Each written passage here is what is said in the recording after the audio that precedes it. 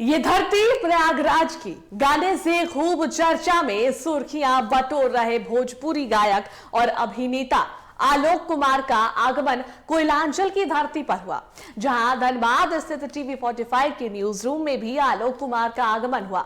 मौके पर गायक आलोक कुमार का टीवी 45 के सीईओ रमेश पांडे और सीएफओ विवेक तिवारी ने अंग वस्त्र देकर सम्मानित किया। बता दें कि टीवी 45 के सीईओ रमेश पांडे ने गायक की उपलब्धि को लेकर केक कटवाया और वहीं प्रयागराज गाने को सेलिब्रेट करते हुए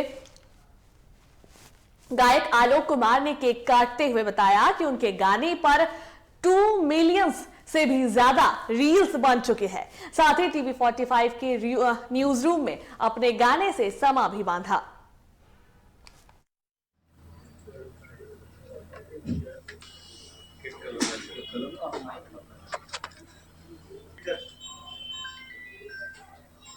स्पीकर से जब भैया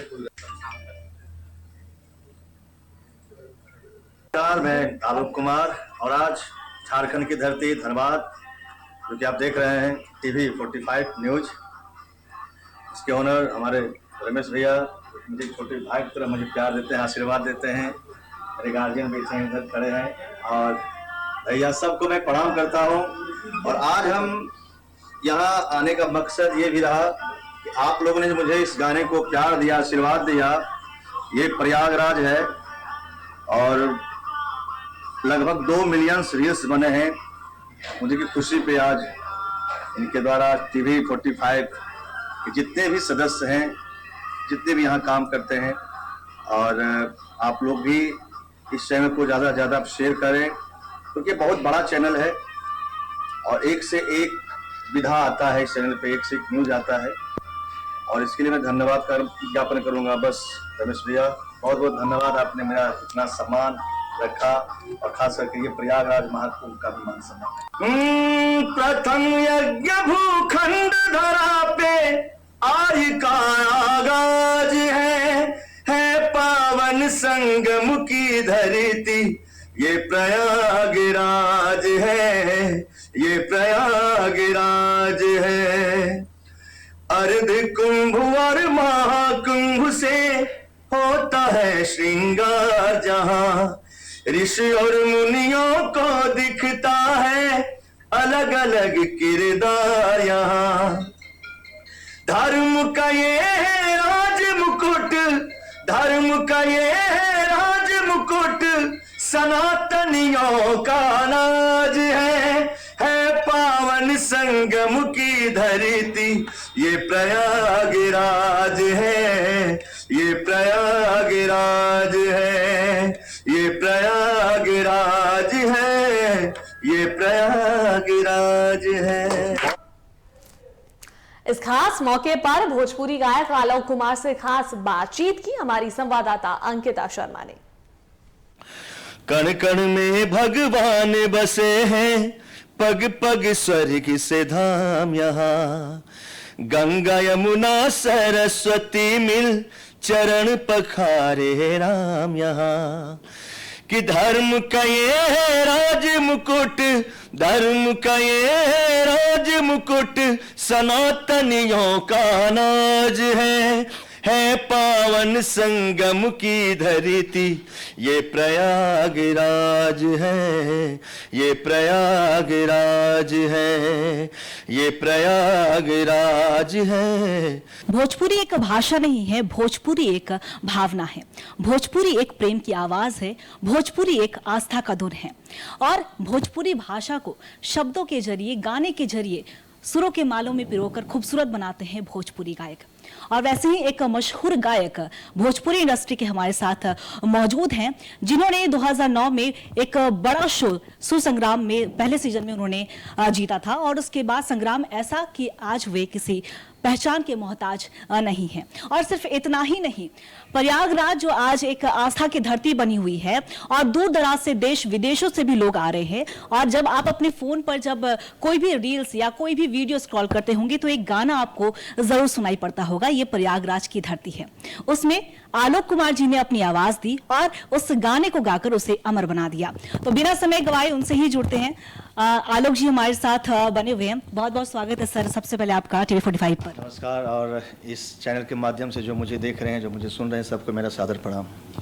आलोक जी, सबसे पहले तो हमने तो आपको बोला कि एक प्रयागराज की ही बात करते हैं, शुरुआत ही इसी से करते हैं, क्योंकि आज एक वहाँ पे एक अलग ही संगम देखने को मिल रहा है, एक अलग ही आस्था है। इस गाने को गाने के पीछे क्या कारण रहा, किस तरीके से ये गाना विचार आया और कहाँ से इस गाने की शुरुआत हुई, उसके बाद हम थोड़ा आगे बढ़ेंगे। एक्चुअली ये गाना मूवी का है, और खास करके इस टाइप के जितने भी गाने बने हैं भोजपुरी में, सब में 100 में 99% मैं गाया हूँ। बहुत सारे गाने गाए हैं मैंने, और ये गाने की मैं खासियत में बता देता हूँ। कभी भी मैं जाता हूँ ना, तो वही आधा घंटा 15-45 मिनट में गाना मैं ख़त्म करके मैं बाहर आ जाता हूँ। लेकिन जब ये गाना मैं गाने गया था स्टूडियो, तो एक तो शब्द इतने अच्छे, राजेश पांडे जी लिखे इनको, और ओम झा जी म्यूजिक डायरेक्टर, शब्द इतने अच्छे थे, नहीं विश्वास करेंगे, मैंने लगभग 2.5 से पौने 3 घंटा लगाया हूँ गाने में। इसको एक एक शब्द पे मैं वर्क किया हूँ, कैसे बोलना है, किस लहजे में बोलना है, क्या टेम्पो क्या रहेगा बोलने का, ऊपर जो जा रहा हूँ स्केल वो क्या वोकल रहेगा। और मैं जब गा के निकला तो मैं बोला था क्योंकि भोजपुरी में क्या होता है ना कि ऑटो ट्यून का प्रयोग बहुत ज़्यादा होता है, बहुत ज़्यादा होता है। तो मैं पहले बोल दिया था ओम झा जी को कि ये गाना प्लीज़ आप ऑटो ट्यून का, आप ट्यूनर का उपयोग मत कीजिएगा। इसलिए इस गाने में मेरी ओरिजिनल वॉइस है, समझ गए ना। और भी गाने हैं बट ट्यूनर लगने के बाद बिखर जाता है, तो मैं बोला कि ये वाला गाना प्लीज़ इसको ऑटो ट्यून मत लगाइए। और कहीं कहीं मुझे ऐसा लगता है कि ओरिजिनल वॉइस ओरिजिनल होती है, आपकी जो अपनी आवाज़ है वो लोग को कान में मिल गया, वो लोग बहुत अच्छा लगा उनको। शायद ट्यूनर लगाते या कुछ करते तो कंपन आवाज़ होती, समझ में नहीं आता, तो कहीं ना कहीं ये भी कारण है।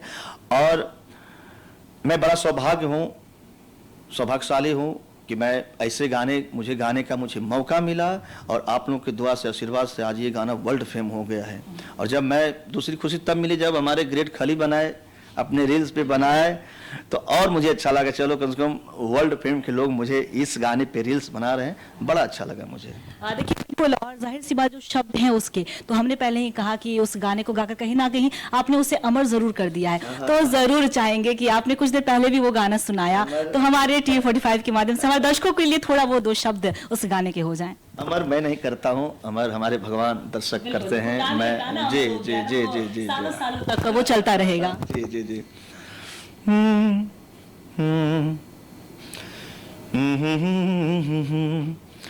प्रथम यज्ञ भूखंड धरा पे आर्य का आगाज है, प्रथम यज्ञ भूखंड धरा पे आर्य का आगाज है पावन संगम की धरती, ये प्रयागराज है, ये प्रयागराज है, ये प्रयागराज है, ये प्रयागराज है।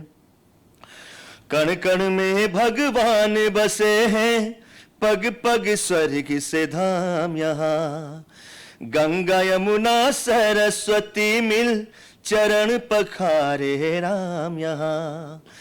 कि धर्म का ये राज मुकुट, धर्म का ये राज मुकुट, सनातनियों का नाज है पावन संगम की धरती, ये प्रयागराज है, ये प्रयागराज है, ये प्रयागराज है, ये प्रयागराज है। बहुत खूब आलोक जी, समा बन गया यहाँ पे। और शायद आपने पहले कहा कि ऑटो ट्यून का अगर इस्तेमाल होता, तो मैं भी यहाँ पे कहना चाहूँगी आपकी जो ओरिजिनल वॉइस है सच में बहुत अच्छी है। देखिए 2009 में आपने का सुर संग्राम, आपने पहला सीजन महुआ टीवी पे आया था, तो आपने उसे जीता।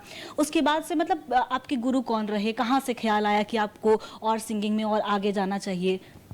एक्चुअली मैं 92 से मैं सिंगिंग कर रहा हूँ, और मेरे गुरु मेरे तो खैर पिताजी हैं। फर्स्ट में बहुत मुझे सपोर्ट की, हर जगह लेके जाना, शिक्षा दिलवाना। और बाकी मैं BL रावत गुरु जी मेरे बहुत मुझे सिखाए, और फिर इसमें संगीत से मैं विशारद किया। सुर संग्राम एक्चुअली मैं लखीसराय, बिहार का एक लखीसराय ज़िला है, और उसमें मेरा गांव है कजरा। मैं वहाँ का रहने वाला हूँ। एक्चुअली मेरी जो भाषा है ना वो भोजपुरी नहीं है, मैं मगही का रहने वाला हूँ। हाँ, मैं मगही हूँ। और जब ऑडिशन आया ना, क्योंकि हर आदमी चाहता है कि मैं सिंगर बनूँ, जैसे हर कलाकार चाहता है कि मैं एक सिंगर बनूँ बड़ा लेवल का। जब भोजपुरी का आया पहला, एक तो मैं देखता था हिंदी में, हर भाषा में आता था, लेकिन भोजपुरी में कभी रियलिटी शो नहीं आया था। तो सुर संग्राम जब देखा कि सुर संग्राम, मैं सोचा कि यार मैं जाऊंगा, इसमें मैं जाऊंगा। 3 गाने मैंने सीखे, मैंने 3 गाने सीखे ऑडिशन देने के लिए, और माता रानी का आशीर्वाद रहा, मैं सिलेक्शन हो गया मेरा। भागलपुर से दिया था, उसके बाद डायरेक्ट मुझे मुंबई बुलाया गया। फिर मुंबई में फिर मेगा ऑडिशन में मैंने पास किए। उसके बाद फिर करते करते करते कोशिश करते करते फिर मैं विनर हो गया सुर संग्राम का। और जब वोटिंग की बात आई, जब 2 लोग थे यूपी बिहार से, वोटिंग की बात आई, तो मुझे याद है 75,13,000 मुझे वोट आया था टोटल। 75,13,000 अनाउंसमेंट किए थे रविकिरण भैया, बहुत सारे सपोर्ट किए हैं। SMS पे भी नहीं हुआ ना, तो कहीं 75 लाख बहुत कम नहीं। उसमें भी एक SMS का 3 रुपया कटता था। हाँ, 3 रुपया कटता था, और 75,13,000 मुझे वोट आए, तक विनर हो गया। बिल्कुल, और उसके लिए बहुत बहुत बधाई। और शायद उसी का नतीजा है कि आज हमें इतने सारे गाने आपकी आवाज़ में सुनने को मिल रहे हैं। देखिए, सिंगिंग में तो आप महारथी हैं ही, और जी, मैं जो भी किया हूँ मैं ईमानदारी से किया हूँ। मैं सबको बोलता हूँ, जो भी काम करो, बिजनेस हो, सिंगिंग हो, खेल हो, क्रिकेट, कुछ भी, चाहे आपके लाइन हो, हर चीज़ में एक ईमानदारी होनी चाहिए। बाकी तो देने वाले तो ईश्वर हैं, लोग हैं। आप में कितना ईमानदारी है, ये मायने रखता है। हाँ, ये मुझे। देखिए, सिंगिंग तो आप करते ही हैं, लेकिन मैंने सुना है और पूरे सबको पता है कि आप फिल्मों में भी काम कर चुके हैं, एज एन एक्टर भी। तो एक्टिंग का ख्याल कहाँ से आया? सिंगिंग, एक सिंगर कलाकार दूसरे लाइन में पहुंच रहा है, कैसा है? सिंगर होते हैं बड़ा भावुक होते हैं। देखिए, वो हर चीज़ चाहता है कि मैं एक्टिंग करूं। हालांकि एक्टिंग क्या है कि शुरू में जब सुर संग्राम जीता ना, बता दूं एक्टिंग के लिए, तो एक मैं सीरियल कर रहा था महुआ चैनल के थ्रू। तब मेरा वर्कशॉप हुआ करता था। वर्कशॉप में कि मुझे एक्टिंग सिखाई जाती थी। संतोष बादल जी थे इनके डायरेक्टर। जो मैं सीरियल करने वाला था उसका नाम था एक राग एक रागनी। मैं और छवि पांडे जी थी एक्ट्रेस। तो फिर मेरा वर्क हुआ लगभग 6-7 महीने मेरे वर्कशॉप हुए। आए आपके, क्योंकि सास भी हो थी कि डायरेक्टर घर घर की कहानी, वो आए थे स्पेशली मुझे सिखाने। महुआ चैनल स्पेशली मुझे भिजवाया कि मैं, तुम जाओ सीखो एक्टिंग करो। तो वहाँ से मुझे ये लगा कि नहीं, मैं कर सकता हूँ। तो वहाँ से मैं देन है महुआ चैनल का ही। सुर संग्राम भी जीता हूँ तो महुआ चैनल का देन है। मैं एक्टिंग लाइन में भी आया हूँ तो उन्होंने मुझे 6 महीने 7 महीने मुझे क्लास करवाए। मैं छोटे मोटे डायरेक्टर नहीं, संतोष बादल जी से मुझे क्लास हुई जी। देखिए, भोजपुरी इंडस्ट्री की जब बात होती है ना, तो एक तो गाने उसके भावुक होते हैं, बहुत कम लोग सोचते हैं कि उस पर अश्लीलता भी फैल रही है। लेकिन भोजपुरी गाना एक ऐसा है, चाहे यूपी हो, बिहार हो, झारखंड हो, पूरे देश भर में भी जब तक भोजपुरी गाने नहीं बजते तब तक किसी के पैर नहीं झूमते हैं, कोई थिरकते नहीं हैं। तो भोजपुरी इंडस्ट्री को लेकर आजकल लोग ख्यालात जो है वो थोड़े बदल रहे हैं। इसे लेकर आलोक कुमार जी का क्या कुछ राय रहेगा? आखिर क्या, कहाँ पे कमी रह जा रही है? कमी नहीं है। भोजपुरी का मतलब है कि थिरकना। चुटकुला मतलब चटनी होते हैं ना, मतलब कि भोजन में चटनी मिल जाए तो मज़ा, स्वाद बन जाता है, तो भोजपुरी वो है। लेकिन अब उसमें ज़्यादा नमक डाल दीजिए तो खराब कर देगा। कहने का मतलब है कि भोजपुरी जो भाषा है बहुत अपर लेवल का भाषा है। उसको गंदा कर के लोग गंदा शब्द यूज करके, या तो इंटरव्यू बोलिए, या तो गाने के माध्यम से बोलिए, या तो झगड़ा के माध्यम से बोलिए। ये कहीं न कहीं एक माध्यम है कि थोड़ी चीज़ के लिए ना भोजपुरी भाषा को थोड़ा बदनाम कर देने। तो भोजपुरी भाषा जैसा कोई भाषा ही नहीं है। आप भोजपुरी बोलिए ना, एक से एक भाषा है उसमें यूज़ करने के लिए, लेकिन आप उससे लिंक से आप हटते हैं, है ना। तो लोग चाहते हैं कि नहीं, भोजपुरी से हट गया है तो इसलिए बदनाम लोग, मतलब बदनामी हो जाती है। तो मैं भी कुछ अलग करूँगा तो मैं भी बोलूँगा, अरे यार कितना अच्छा तो भोजपुरी गा रहे थे यार, इतना अच्छा तो गा रहे थे, क्यों हट गए? तो हटना नहीं चाहिए। भोजपुरी भाषा को पकड़ के रखिए।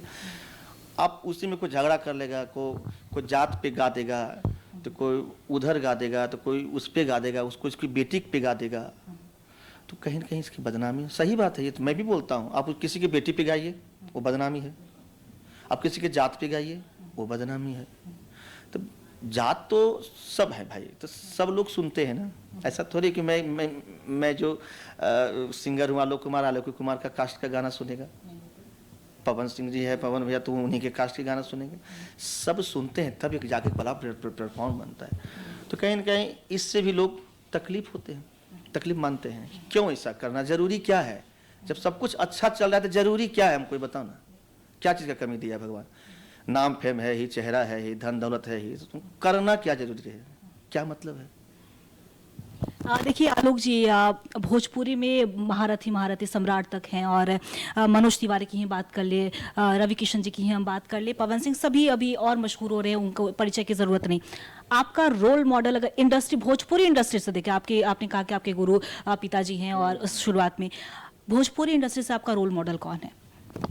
देखिए, मैं जब गया तो शुरू में सच्चाई बताऊं तो मैं बहुत लोगों को नहीं जानता था।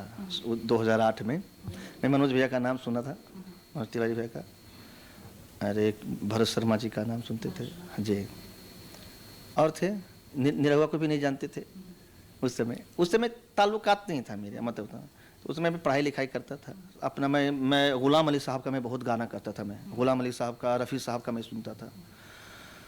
तो वो तो सुर संग्राम हिंद भोजपुरी आया तो मैं सीखा, और मेरे गुरु यदि मैं मानता हूँ तो मैं ज़्यादातर देखे होंगे सुर संग्राम में, तो मैं उदित जी का बहुत बड़ा फैन रहा हूँ शुरू से। मैं उदित जी का बहुत मैं फॉलो किया हूँ, मैं शुरू से। मैं सुर संग्राम में भी गाया हूँ, यदि मैं 100 गाना गाया होगा तो उसमें से 70 गाने उनके मैंने गाने गाए। तो उनसे मुझे इंस्पायर है, बहुत बहुत बहुत मुझे मानते भी हैं, और मैं उन्हीं के ठेपे चलता भी हूँ। खास करके सिंगिंग में भी कभी सुनते होंगे तो मैं उनका स्टाइल लेके करता हूँ मैं। हाँ, देखिए आलोक जी, शुरुआत तो आपने बताई, आपने बीच की भी कहानी बताई, कैसे आप आगे का क्या कुछ प्लान है, किस तरीके से भोजपुरी इंडस्ट्री में आप और चाह रहे हैं कि कुछ और ग्रो होना चाहिए? मैं इसी तरीके के मैं गाने दूंगा। अब मैं एल्बम भी बड़ी जोर शोर से मैं करने जा रहा हूँ, बहुत सारी कंपनियाँ भी ऑफर अभी आ रही हैं। तो अब मैं चाहता हूँ कि जो अब ये लेवल बन गया है, मैं इस लेवल पे बहुत सारे गाने दूँ, ताकि भोजपुरी का लगे कि हाँ भोजपुरी का ये सिंगर है, भोजपुरी ये भाषा है, भोजपुरी बहुत ऊपर चीज़ है, लोगों को लगे। बहुत ज़ोर शोर से तैयारी हो रही है, और एक से एक गाने आने हैं मेरे, एक से एक गाने आ रहे हैं मेरे। और भोजपुरी तो खैर ऐसे भी बड़े है, तो बड़ा ही रहेगा वो। हाँ। देखिए बिल्कुल, इसमें कोई दोहराई नहीं है कि भोजपुरी बड़ा है, बड़ा ही रहेगा। हम बॉलीवुड की भी थोड़ा बात कर ले। पवन सिंह सुपरस्टार जिन्हें कहा जाता है, बैक टू बैक उन्होंने 2 बॉलीवुड में हिट गाने दिए हैं, जो पूरे रील्स में वायरल हो रहा है और छाया हुआ है। आलोक कुमार जी, क्या बॉलीवुड को लेकर क्या कुछ राय, कुछ डेब्यू करना चाहेंगे आप? बात हो रही है, बात भी हो भी गई है। बहुत जल्द आप लोगों को एज ए फिल्म में आने का, मेरा गाना आने का मौका मिलेगा, बड़े बड़े स्टार के साथ। मैं खुलासा नहीं करूंगा, लेकिन आ रहा है बहुत जल्द। वो आएगा तो मैं आपको इन्फॉर्म कर दूंगा। सब चीज़ हो गया है सब। हाँ, बहुत बहुत शुक्रिया आपका आलोक जी, बहुत अच्छा लगा आपसे बात करके। तो ये थे हमारे साथ भोजपुरी इंडस्ट्री के गायक आलोक कुमार जी, जिन्होंने प्रयागराज से लेकर तमाम तरह के बड़े बड़े गाने दिए हैं जो कि हिट रहे हैं, और इन्होंने साफ तौर पे कहा कि फैंस को थोड़ा इंतजार करना होगा, बॉलीवुड में भी इनकी आवाज़ जरूर छाती हुई नजर आएगी। फिलहाल T45 के लिए मैं अंकिता शर्मा अपने सहयोगी राजेश के साथ, धन्यवाद। कण कण में भगवान बसे हैं, पग पग स्वर्ग से धाम यहाँ। गंगा यमुना सरस्वती मिल चरण पखारे राम यहाँ। कि धर्म का ये राज मुकुट, धर्म का ये राज मुकुट सनातनियों का नाज है पावन संगम की धरती, ये प्रयागराज है, ये प्रयागराज है, ये प्रयागराज है। और इस खास मुलाकात में फिलहाल इतना ही। देखते रहिए TV45।